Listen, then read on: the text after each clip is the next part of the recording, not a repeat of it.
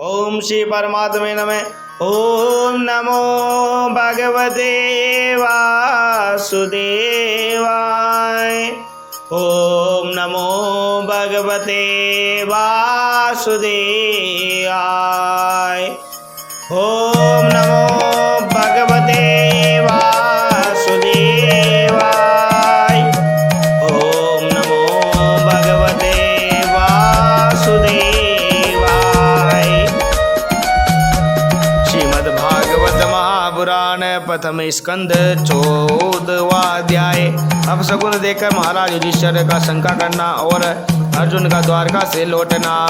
सुध जी कहते हैं, स्वजनों से मिलने और पुण्य श्लोक भगवान श्री कृष्ण अब क्या करना चाहते हैं वह यह जानने के लिए अर्जुन द्वारका गए हुए थे। कई महीने बीत जाने पर भी अर्जुन वहां से लौटकर नहीं आए। धर्मराज युधिष्ठिर को बड़े भयंकर अपशकुन दिखने लगे। उन्होंने देखा कि काल की गति बड़ी विकट हो गई है। जिस समय जो ऋतु होनी चाहिए उस समय वह नहीं होती और उनकी क्रियाएं भी उल्टी ही होती है। लोग बड़े क्रोधी, लोभी और असत्य परायण हो गए हैं। अपने जीवन निर्वाह के लिए लोग पाप पूर्ण व्यापार करने लगे हैं। सारा व्यवहार कपट से भरा हुआ तो होता है।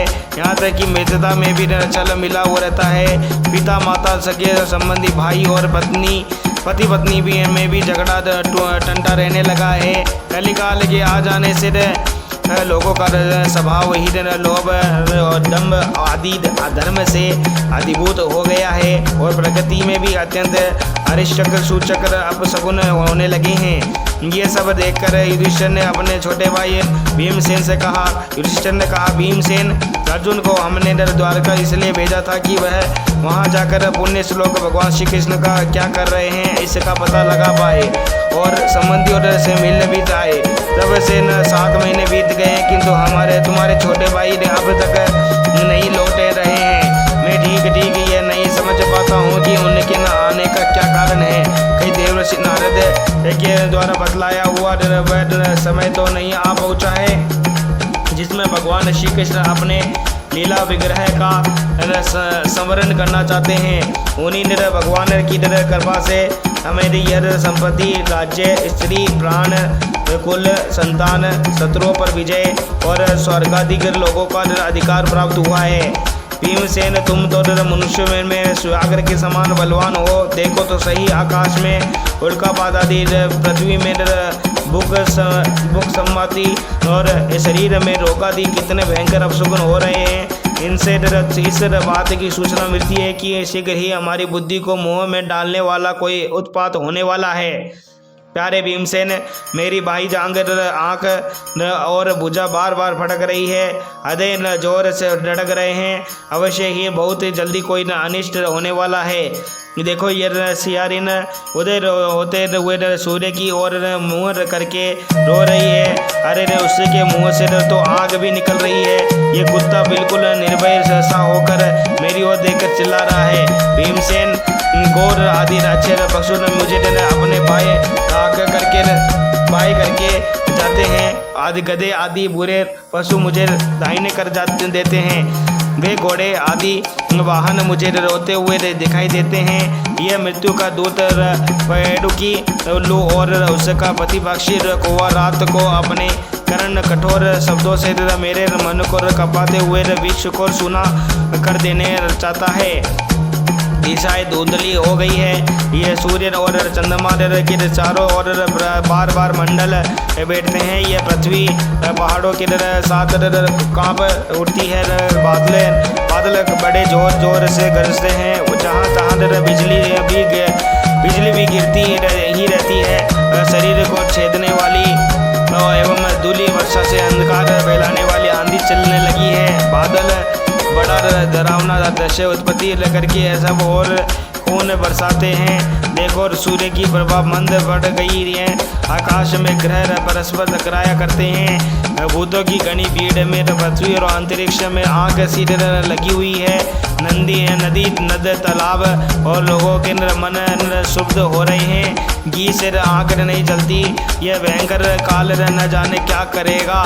बछड़े दूध नहीं पीते, गोए दूध न दूहने नहीं देती। गौशाला में गोए आंसू बहा कर रो रही है।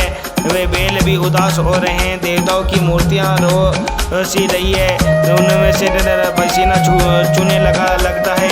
वे हिलती डोलती भी है। भाई ये देश गाँव शहर बच्चे खाने और आश्रम श्रीहीन और आनंद रहित हो गए हैं। पता नहीं हमारे किस दुख की सूचना दे रहे हैं।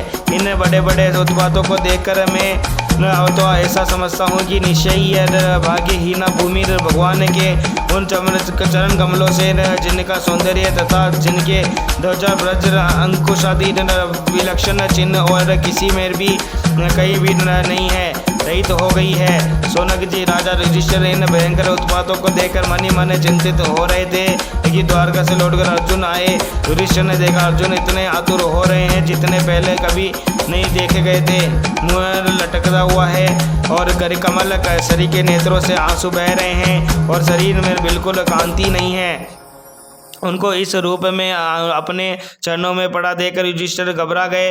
देवर्षि नारद की बातें याद करके उन्होंने सहोदय के सामने ही अर्जुन से पूछा। युधिष्ठिर ने कहा, भाई द्वारकापुरी में हमारे स्वजन संबंधी मधु भोज दशह आहार सात्वत अंधक और वंशी वंशी यादव कुलसल से तो हैं।